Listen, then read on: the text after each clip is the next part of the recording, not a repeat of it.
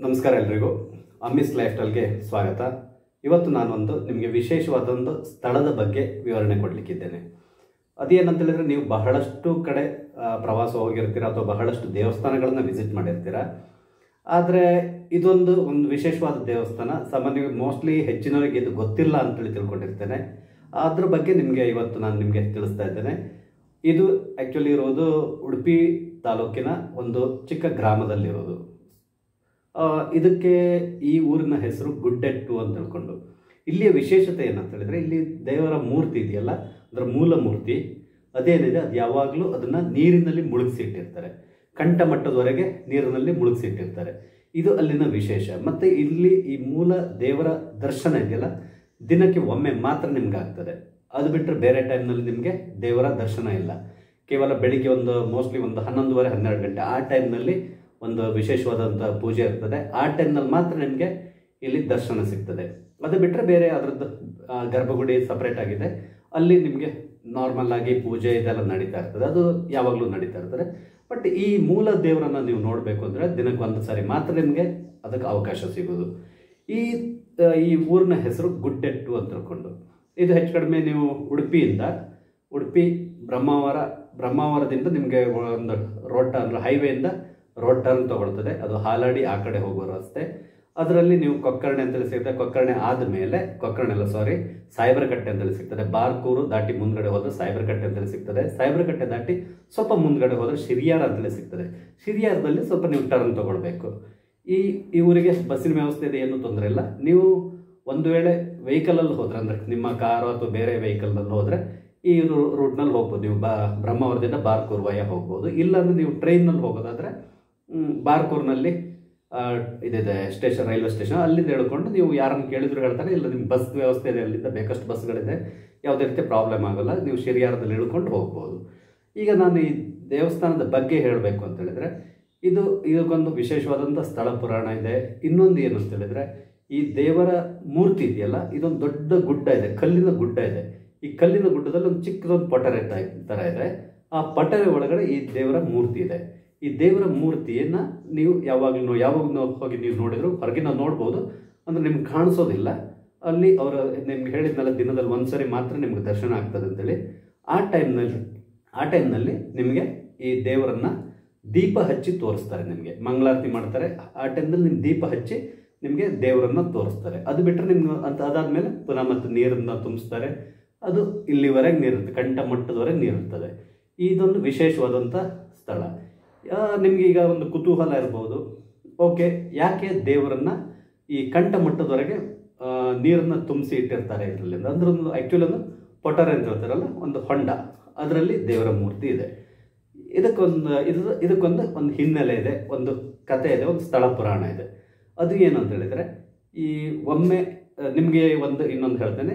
ಯಾವಾಗಲೂ ಇದೆಯಲ್ಲ, ನಾವು ಯಾವುದೇ ಕೆಲಸ ಮಾಡೋದಾಗಲಿ ಮೊದಲು ನಾವು ಪೂಜೆ ಮಾಡೋದು ವಿನಾಯಕನಿಗೆ ಅಥವಾ ಗಣಪತಿಗೆ ಪೂಜೆ ಮಾಡ್ತೇವೆ. ಯಾಕಂದರೆ ಗಣಪತಿ ನಾವು ಏನಂತೇಳಿ ತಿಳ್ಕೊಂಡಿದ್ದೇವೆ ಅಂದರೆ ವಿಘ್ನ ವಿನಾಶಕ ಅಂತೇಳಿ ತಿಳ್ಕೊಂಡಿದ್ದೇವೆ. ಅದೇ ರೀತಿಯಲ್ಲಿ ಗಣಪತಿ ನೀವು ಪೂಜೆ ಮಾಡದೆ ನೀವು ಯಾವುದೇ ಕೆಲಸಕ್ಕೆ ಹೋದರೂ ಕೂಡ ಆ ಕೆಲಸ ಸಕ್ಸಸ್ ಆಗಲ್ಲ ಅಂತಾರೆ. ಅಂದರೆ ಆವಾಗ ಅವನನ್ನು ನಾವು ಬೇರೆ ರೀತಿಯಲ್ಲಿ ತಿಳ್ಕೊಂಡು ವಿಘ್ನಕಾರಕ ಅಂತ ತಿಳ್ಕೊಂಡು. ಇದೇ ರೀತಿಯಲ್ಲಿ ಯಾವುದೇ ದೇವತೆಗಳಾಗಲಿ ಯಾರಾದರೂ ಕೂಡ ಯಾವುದೇ ಕೆಲಸಕ್ಕೆ ಹೋಗೋದಿದ್ರು ಕೂಡ ಪ್ರಥಮವಾಗಿ ಗಣಪತಿಗೆ ಪೂಜೆ ಮಾಡಿ ಹೋಗ್ತಾ ಇದ್ರಂತೆ. ಹಾಗೆ ಒಮ್ಮೆ ಏನಾಯಿತು ಅಂತೇಳಿ ಈ ರೂಲ್ ಏನಿದೆ, ಇದು ಈಶ್ವರನಿಗೂ ಕೂಡ ಅಪ್ಲೈ ಆಗ್ತದೆ. ಈಶ್ವರ ಕೂಡ ಅಂದ್ರೆ ಆತನ ಅಪ್ಪ, ಗಣಪತಿ ಅಪ್ಪ ಯಾರಿದ್ದಾರೆ ಈಶ್ವರ, ಆತ ಕೂಡ ಯಾವುದೇ ಕೆಲಸಕ್ಕೆ ಅಥವಾ ಯುದ್ಧಕ್ಕೋ ಇನ್ನೊಂದಕ್ಕೋ ಹೋಗೋದಿದ್ರೆ ಪ್ರಥಮವಾಗಿ ಗಣಪತಿಗೆ ಒಂದು ಪೂಜೆ ಮಾಡಿ ಹೊರಡ್ತಾ ಇದ್ರಂತೆ. ಯಾಕೆ ಇಲ್ಲದಿದ್ದರೆ ಅವ್ರ ಕೆಲಸ ಆಗಲ್ಲ ಅನ್ನೋದು ಪ್ರತೀತಿ. ಒಮ್ಮೆ ಏನಾಯಿತು ಅಂತ ಹೇಳಿದ್ರೆ, ಈಶ್ವರ ಯಾರೋ ಒಬ್ಬ ರಾಕ್ಷಸನ ಸಂಹಾರ ಮಾಡ್ಲಿಕ್ಕೆ ಹೋದ್ರೆ, ನಾನೀಗ ತುಂಬ ದಿನದ ಹಿಂದೆ ಕೇಳಿರೋ ಕತೆ, ಅಂದರೆ ತುಂಬ ವರ್ಷಗಳ ಹಿಂದೆ ಕೇಳಿರೋ ಕತೆ. ನನಗೆ ಗೊತ್ತಿದ್ದಾಗ ತ್ರಿಪುರಾಸುರ ಅಂತೇಳಿ ಈ ಥರ ಏನೋ ಬರ್ತದೆ. I am not sure actually. ಒಮ್ಮೆ ಏನಾಯಿತು ಅಂತ ಹೇಳಿದ್ರೆ, ಅವನ ಜೊತೆಗೆ ಯುದ್ಧ ನಡೀತಾ ಇರ್ತದೆ. ಸೊ ಒಂದು ದಿನ ಈಶ್ವರ ಆತನ ಜೊತೆ ಯುದ್ಧ ಮಾಡ್ಲಿಕ್ಕೆ ಹೋಗುವಾಗ, ಯುದ್ಧಕ್ಕೆ ಹೋಗಿದ್ದ ಆ ದಿನ ಆತನಿಗೆ ಹಿನ್ನಡೆ ಆಯಿತು. ಅಂದರೆ ಕೆಲವೊಂದು ಇದರಲ್ಲಿ ಹಿನ್ನಡೆ ಆಯಿತು. ಹಿನ್ನಡೆ ಆದಾಗ ಈಶ್ವರ ಒಂದು ರೀತಿಯಲ್ಲಿ ಯೋಚನೆ ಮಾಡಲಿ, ಯಾಕೆ ನನಗೆ ಈ ಥರ ಆಯಿತು ಇವತ್ತು ಅಂತ ಹೇಳ್ಕೊಂಡು. ಹಾಗೆ ಯೋಚನೆ ಮಾಡಿದಾಗ, ಅಂದರೆ ದಿವ್ಯ ದೃಷ್ಟಿಯಿಂದ ಯೋಚನೆ ಮಾಡಿದಾಗ ಆತನಿಗೆ ಹೊಡೆದಿದ್ದೇನು ಅಂತ ಹೇಳಿದ್ರೆ, ಇದರ ಹಿಂದೆ ಗಣಪತಿ ಇದ್ದಾನೆ ಅಂತೇಳಿ, ಅಂದರೆ ವಿನಾಯಕ, ಈತನೇ ನನಗೆ ಇವತ್ತು ವಿಘ್ನ ಮಾಡಿದ್ದು ಅಂತೇಳಿ ಗೊತ್ತಾಯಿತು. ಯಾಕಂದರೆ ಆ ದಿನ ಯುದ್ಧಕ್ಕೆ ಹೋಗುವಾಗ ಈಶ್ವರ ಗಣಪತಿ ಪೂಜೆ ಮಾಡಿರೋಲ್ಲ, ಪೂಜೆ ಮಾಡದೆ ಹೋಗಿರ್ತಾರಂತೆ. ಹಾಗಾಗಿ ಆತನಿಗೆ ಯುದ್ಧದಲ್ಲಿ ಹಿನ್ನಡೆ ಆಗಿರ್ತದೆ. ಆಗ ಈಶ್ವರನಿಗೆ ಸಿಟ್ಟು ಬರ್ತದೆ. ನಿಮ್ಗೆ ಗೊತ್ತು ಈಶ್ವರನ ಕೋಪ ಹೇಗೆ ಅಂತ ತಿಳ್ಕೊಂಡು ಕೋಪದಿಂದ ಏನು ಮಾಡ್ತಾರೆ, ತನ್ನ ಮಗ ಅನ್ನೋದನ್ನೇ ಮರೆತು ಆತನ ಮೇಲೆ ಒಂದು ಅಸ್ತ್ರ ಪ್ರಯೋಗ ಮಾಡ್ತಾನೆ. ನನಗೆ ಗೊತ್ತಿದ್ದಾಗ ಅದು ಆಗ್ನೇಯ ಅಸ್ತ್ರ ಅಂತೇಳಿ ಏನೋ ಹೇಳ್ತಾರೆ, ಅದಕ್ಕೆ ಪ್ರಯೋಗ ಮಾಡ್ತಾರೆ. ಆಗ ಬಟ್ ಏನಾಗುತ್ತೆ ಅಂದರೆ ಈ ಆಗ್ನೇಯ ಅಸ್ತ್ರಕ್ಕೆ ಗಣಪತಿಗೆ ಏನು ಮಾಡಲಿಕ್ಕಾಗಲ್ಲ. ಬಟ್ ಅಲ್ಲಿ ಏನು ಇನ್ನೊಂದು ಸಮಸ್ಯೆ ಏನಂತೇಳಿ, ಈ ಅಸ್ತ್ರ ಏನಿದೆ ಇದು ಏನನ್ನೂ ಮಾಡದೆ ವಾಪಸ್ ಬರುವ ಹಾಗೂ ಇಲ್ಲ. ಆವಾಗ ಅದು ಏನು ಮಾಡ್ತದೆ, ಈ ಗಣಪತಿಯನ್ನು ತೆಗೆದುಕೊಂಡು ಹೋಗಿ ಒಂದು ಮಧುಸಾಗರ ಅಂದರೆ ಜೇನಿನಿಂದ ತುಂಬಿರುವಂತಹ ಸಾಗರ, ಅಲ್ಲಿ ತೆಗೆದುಕೊಂಡು ಹೋಗಿ ಇದನ್ನು ಗಣಪತಿಯನ್ನು ಹಾಕ್ತದಂತೆ. ಆವಾಗ ಏನಾಗ್ತದೆ, ಗಣಪತಿಗೆ ಸಿಹಿ ಅಂದ್ರೆ ತುಂಬ ಇಷ್ಟ ಗಣಪತಿಗೆ. ಆತ ಏನು ಮಾಡ್ತಾನೆ, ಅಲ್ಲಿ ಮಧು ಅಂದರೆ ಜೇನು ತುಂಬಿರುವಂತಹ ಸಾಗರ ಅದು, ಅಲ್ಲಿ ಏನು ಮಾಡ್ತಾನೆ, ಇವನು ಯಥೇಚ್ಛವಾಗಿ ಜೇನನ್ನು ಕುಡಿದ್ಬಿಡ್ತಾನೆ. ಚೆನ್ನಾಗಿ ಜೇನು ಎಷ್ಟಾಗುತ್ತೋ ಅಷ್ಟು ಕುಡಿದ್ಬಿಡ್ತಾನೆ, ಹೊಟ್ಟೆ ತುಂಬ ಕುಡಿತಾನೆ ಅಂತ ಹೇಳ್ಬೋದು. ಕುಡಿದು ಆದಮೇಲೆ ಏನಾಗ್ತದೆ, ನಿಮಗೆ ಒಂದು ಗೊತ್ತಿದೆ, ಜೇನು ಬಹಳ ಉಷ್ಣದಿಂದ ಒದ್ದಾಡ್ಲಿಕ್ಕೆ ಶುರು ಮಾಡ್ತಾನೆ ಗಣಪತಿಯಲ್ಲೇ. ಆ ಸಾಗರದಲ್ಲೇ ಇರ್ತಾನೆ, ಮಧುಸಾಗರದಲ್ಲೇ ಇರ್ತಾನೆ. ಉಷ್ಣ ಆತನಿಗೆ ಹೆಚ್ಚಾಗಿ ಆತ ಒದ್ದಾಡ್ಲಿಕ್ಕೆ ಶುರು ಮಾಡ್ತಾನೆ.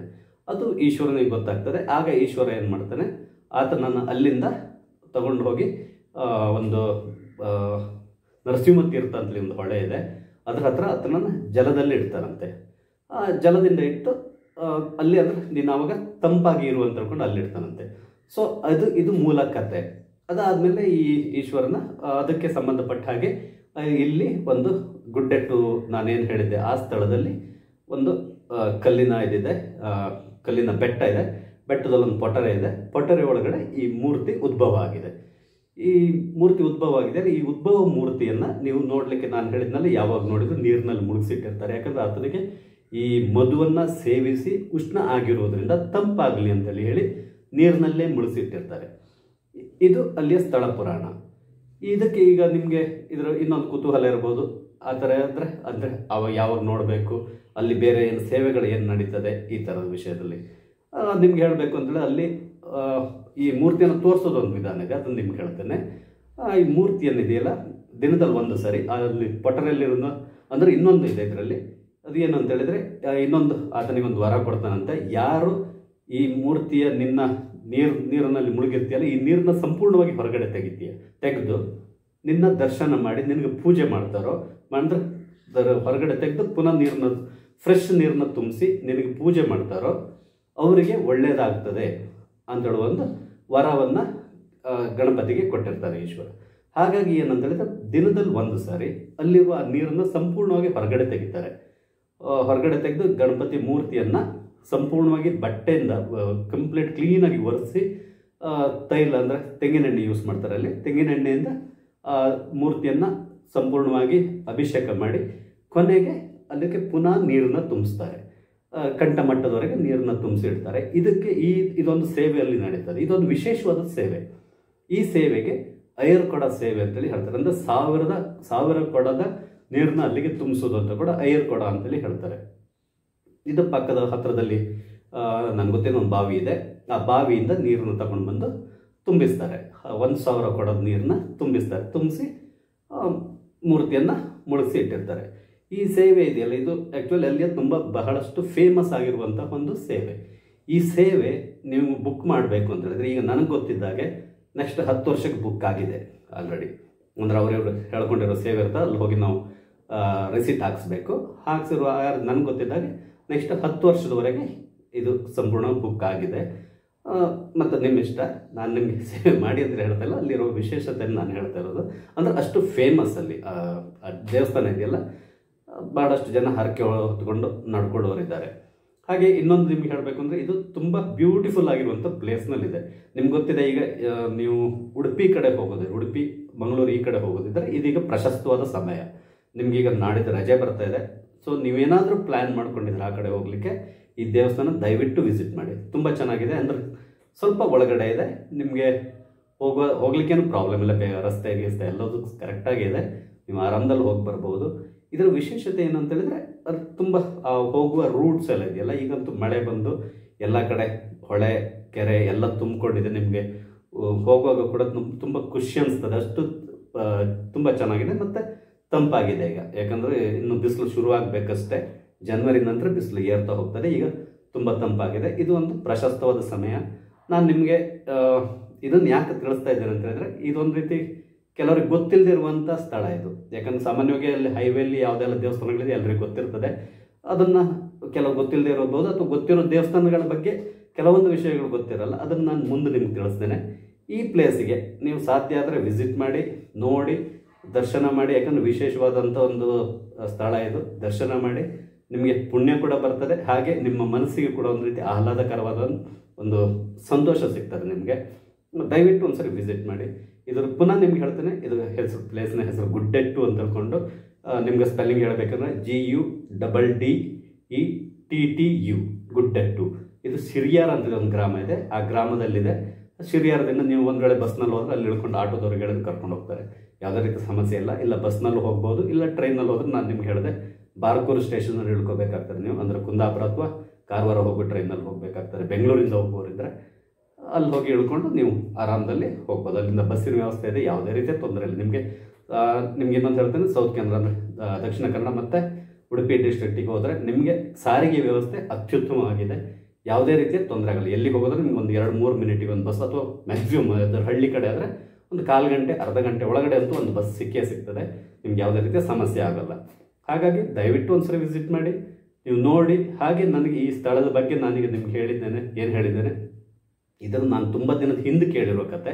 ಇದರಲ್ಲಿ ಏನಾದರೂ ನನ್ನ ಸೈಡಿಂದ ಮಿಸ್ಟೇಕ್ ಆಗಿದ್ರೆ ದಯವಿಟ್ಟು ಅದನ್ನು ಯಾರಾದ್ರೂ ನಿಮ್ಗೆ ಗೊತ್ತಿರೋರಿದ್ದರೆ ಸರಿಪಡಿಸಿ. ಒಂದು ವೇಳೆ ಆ ಥರ ಏನೋ ತಪ್ಪುಗಳಾಗಿದ್ದರೆ ದಯವಿಟ್ಟು ನನ್ನ ಕ್ಷಮಿಸಿ. ಹಾಗೆ ನಿಮ್ಗೇನಾದರೂ ಇದ್ರ ಬಗ್ಗೆ ವಿಶೇಷತೆ ಬೇರೆ ಏನಾದರೂ ನಿಮ್ಗೆ ಗೊತ್ತಿದೆ ದಯವಿಟ್ಟು ನನ್ನ ಕಮೆಂಟ್ಸ್ನಲ್ಲಿ ತಿಳಿಸಿ. ಇದು ನಾನು ನಿಮಗೆ ಪ್ರಥಮವಾಗಿ ಹೇಳ್ತಾ ಇರೋದು. ಇನ್ನು ಮುಂದೆ ಇನ್ನೂ ಕೆಲವು ದೇವಸ್ಥಾನಗಳ ಬಗ್ಗೆ ನಾನು ಹೇಳಬೇಕು ಅಂತ ಹೇಳಿದ್ದೇನೆ. ನನ್ನ ಈ ವಿಡಿಯೋ ನಿಮಗೆ ಇಷ್ಟ ಆಗಿರ್ಬೋದು ಅಂತ ತಿಳ್ಕೊಂಡಿರ್ತೇನೆ. ದಯವಿಟ್ಟು ನಮ್ಮ ಚಾನಲ್ ಸಬ್ಸ್ಕ್ರೈಬ್ ಆಗಿ ನನಗೆ ಸಪೋರ್ಟ್ ಮಾಡಿ. Thank you.